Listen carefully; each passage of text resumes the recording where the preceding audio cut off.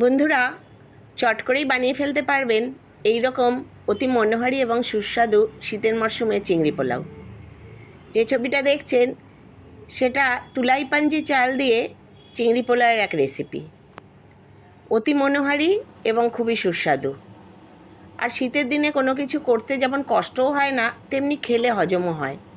নানা রকম জিনিস আমরা এই সময় বানাই। তাই আমি আজ নিয়ে এসেছি তুলাই পাঞ্জি চাল দিয়ে চিংড়ি পোলাওয়ের রেসিপি। এটা গোবিন্দভোগ চাল বা বাসমতি চাল দিয়েও হয়, নিদেন পক্ষে আমরা যে ভাত খাই সেই চাল দিয়েও হবে। নমস্কার বন্ধুরা, বনমালী কুকিংয়ের নতুন একটা ভিডিওতে সকলকে স্বাগত। আজ আমি এখানে 1 কাপ মতো তুলাই পাঞ্জি চাল নিয়ে নিয়েছি। এটা রেয়ার একটা চাল, কিন্তু অনেকেই এটা চেনেন। আমার বাড়িতে এটা আনা হয়েছিল, এটা দিয়ে আমি আজ চিংড়ি পোলাও করে দেখাবো। খুব ভালো হয় এই চাল দিয়ে চিংড়ি পোলাওয়ের রেসিপি। এই চাল খুব ভালো করে ধুয়ে নিতে হবে। আমি প্রথমে কয়েকবার জল দিয়ে এটা ধুয়ে নেব। ভালো করে ধুয়ে নিয়ে জল ফেলে সেটা আবার জল দিয়ে প্রায় আধ ঘন্টা আমি ভিজিয়ে রাখবো। চালটা আমি খুব ভালো করে ধুয়ে নিয়েছি। এবার আমি জল দিয়ে এটা আধ ঘন্টা মতো ভিজিয়ে রাখবো। এর সাথে আমি নিয়ে নেব কিছুটা পরিমাণ কাজু এবং কিশমিশ। এটাও আমি ভালো করে ধুয়ে একটু ভিজিয়ে রাখবো। এবার যে আসল উপকরণ চিংড়ি মাছ, সেই চিংড়ি মাছ আমি খুব ভালো করে ধুয়ে ভেজে মাথা ফেলে নিয়েছি। কারণ আমার বাড়িতে মাথা থাকলে খেতে খুব ঘেন্না পায় আমার ছেলে। সেই কারণে, আর এইসব খাবার ছেলেমেয়েরাই খুব ভালো খায় বলে ওর কথা চিন্তা করে আমি মাথাগুলো ফেলে দিয়েছি। এবার এটা ম্যারিনেট করে নেব নুন, হলুদ, কাশ্মীরি লঙ্কার গুঁড়ো এবং কিছুটা টক দই দিয়ে। আপনারা এটা বড় চিংড়িতেও করতে পারেন, মাথা রেখেও করতে পারেন। তবে তুলনামূলক একটু ছোট চিংড়ি দিয়ে করলে, পোলাওতে চিংড়ির পরিমাণ যদি বেশি থাকে তাহলে সেটা খেতে খুব ভালো লাগে। আমি এটা সব কিছু দিয়ে কিছুক্ষণ ম্যারিনেট করে রাখবো। এটা সরাসরি ভেজে নেব না চিংড়ি মাছগুলো। 10 মিনিট মতো এইসব উপকরণ দিয়ে ভালো করে ম্যারিনেট করে রেখে নেব। এবার গ্যাসে একটা প্যান বসিয়ে দিলাম। তাতে দিয়ে দেবো সাদা তেল কিছুটা পরিমাণ। এই তেলের মধ্যে একটু ফোড়ন দেব 2টো তেজপাতা এবং গোটা গরম মশলা, তার মধ্যে দারচিনি, এলাচ, লবঙ্গ 2টো করে। এই ফোড়নটা একটু হতে দেব। তারপর এর মধ্যে দিয়ে দেব অল্প পরিমাণ, হাফ চামচ পরিমাণ সাজিরে। এরপরে একটা বড় সাইজের পেঁয়াজ আমি কুচিয়ে নিয়েছি। সেই কুচনো পেঁয়াজটা দিয়ে দেবো এই তেলের মধ্যে, এবং তেলের মধ্যে দিয়ে এটা একটু ভেজে নেব। খুব কড়া করে লাল লাল করে এটা ভাজতে হবে না, কিন্তু একটু প্রথমে পেঁয়াজের কাঁচা গন্ধটা যাতে উঠে যায় এবং একটু ভাজাও হয় সেটা একটু দেখতে হবে।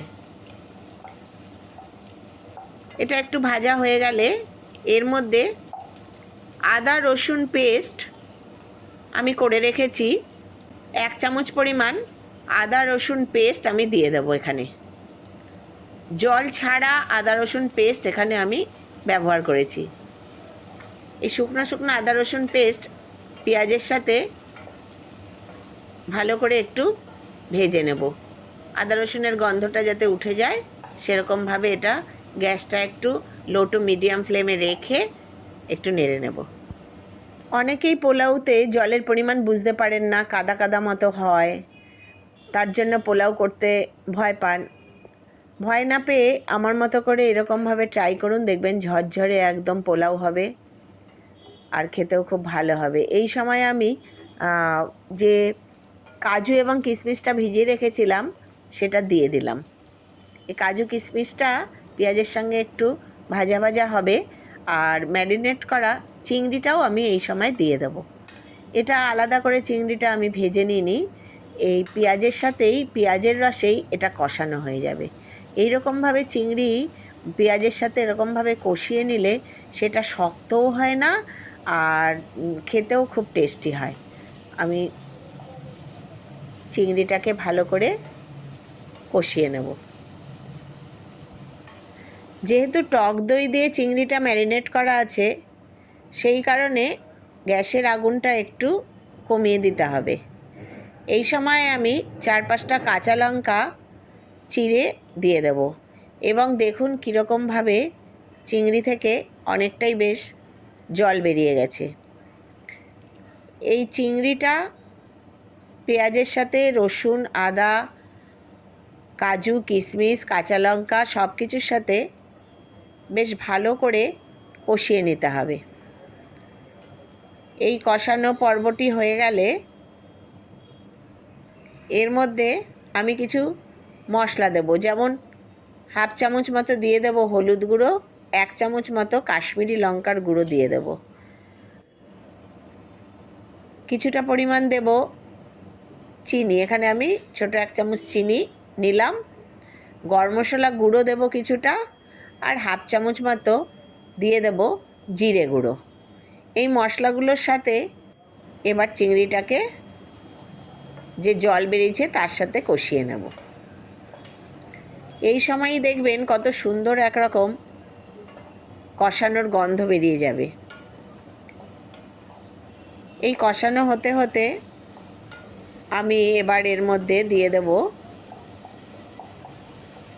যে চালটা আমি ভিজিয়ে রেখেছিলাম, সেই চালটা জল ঝরিয়ে এবার আমি এর মধ্যে দিয়ে দেব। আমি চালগুলো দিয়ে দিচ্ছি। চালগুলোও আমার এই মশলার সাথে খুব ভালো করে কষিয়ে নেব। চালগুলো কিছুটা ভেজা ছিল বলে কিছুটা একটু নরম হয়ে যাবে, আর এই মশলার রসেই চালটা ভালো করে কষিয়ে নেব। এতে ভাজা ভাজা হবে না, কিন্তু খুব সুন্দরভাবে এটা কষানো হবে। একটু ভালো করে কষিয়ে নিতে হবে, এতে পোলাওটা ঝরঝরে হবে এবং চালগুলোও খুব সুন্দরভাবে সুসিদ্ধ হবে। এই সময় আমি 1 চামচ মতো ঘি দিয়ে দেব। ঘিটা আপনারা যখন আমি সাদা তেল দিয়ে সব মশলা কষিয়েছি সেই সময়ও দিতে পারেন, কিন্তু আমি এই সময় দিলাম কারণ ঘিয়ের গন্ধটা তাতে পোলাওয়ের মধ্যে খুব ভালোভাবে যাবে, আর চালের সাথে ঘিয়ের সাথে মশলার সাথে মিশে দুর্দান্ত একটা স্মেল তৈরি হবে। ভালো করে আমি কষিয়ে নিচ্ছি, আর আমি কিছুটা জল গরম করে রেখেছি। এটা কষানো হয়ে গেলে সেই গরম জলটা দিয়ে দেবো, এবং গরম জলের দেওয়ার আন্দাজটার ওপরেই ডিপেন্ড করবে এই পোলাওয়ের ঝরঝরে ভাব। যে কষানোর যে রসটা বেরিয়েছিল সেটা দেখুন এই চালের মধ্যে টেনে নিয়েছে, এটা প্রায় শুকনো শুকনো হয়ে গেছে। এবার আমি গরম জল দিয়ে দেব। যে কাপ মেপে আমি চাল নিয়েছিলাম সেই কাপ মেপেই কিভাবে জলটা দেব সেটা একটু দেখতে হবে।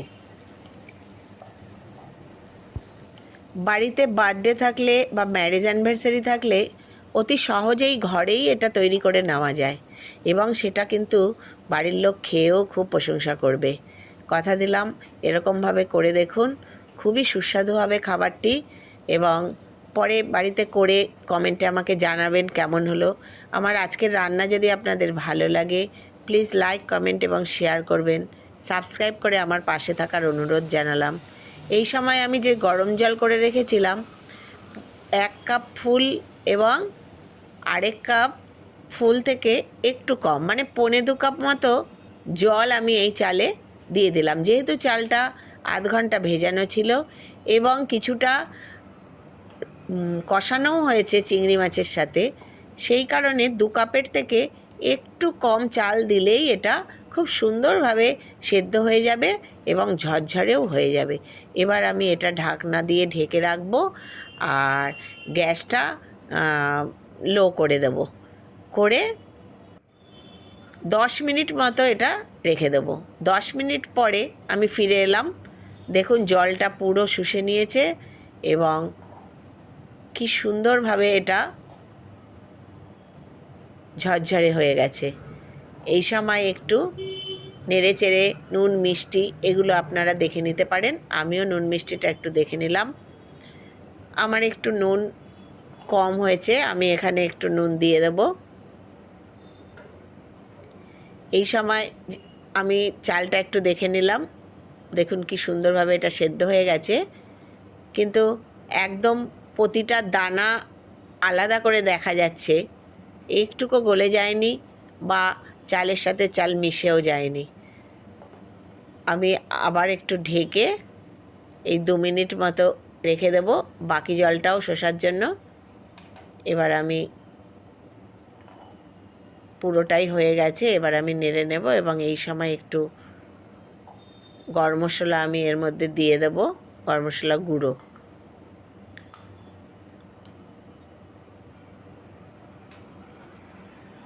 আর যে নুন আমার একটু কম হয়েছিল সেই পরিমাণ মতো নুন একটুখানি আমি দিয়ে দেব।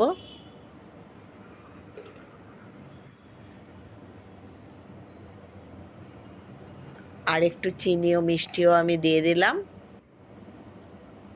নেড়ে চেড়ে এবার একটা মিশিয়ে দেবো আর একটু গরম মশলা গুঁড়ো দিয়ে দিলাম। ব্যাস কমপ্লিট আমার চিংড়ি পোলাও। এটা নেড়ে চেড়ে একটু মিশিয়ে নেব। মিশিয়ে একটু ঢেকে রেখে দিলেই এটা সার্ভ করার জন্য পুরো রেডি হয়ে যাবে। কত সুন্দর ঝরঝরে চিংড়ি পোলাও তৈরি হয়ে গেছে। এটা আপনারা যে কোনো চাল দিয়েই করতে পারেন। গোবিন্দভোগ চাল দিয়ে করলে জলের পরিমাণটা আরেকটু কম দিতে হবে, সেখানে 1.5 কাপ মতো জল দিলেই হয়ে যাবে। আবার যদি ভাতের চাল দিয়ে করেন তাহলে সেখানে আবার 2 কাপ পরিমাণ জল দিতে হবে। দেখুন দেখতেও যেমন সুন্দর, খেতেও তেমনি সুন্দর হয়। সকলে সুস্থ থাকবেন, ভালো থাকবেন, আনন্দে থাকবেন।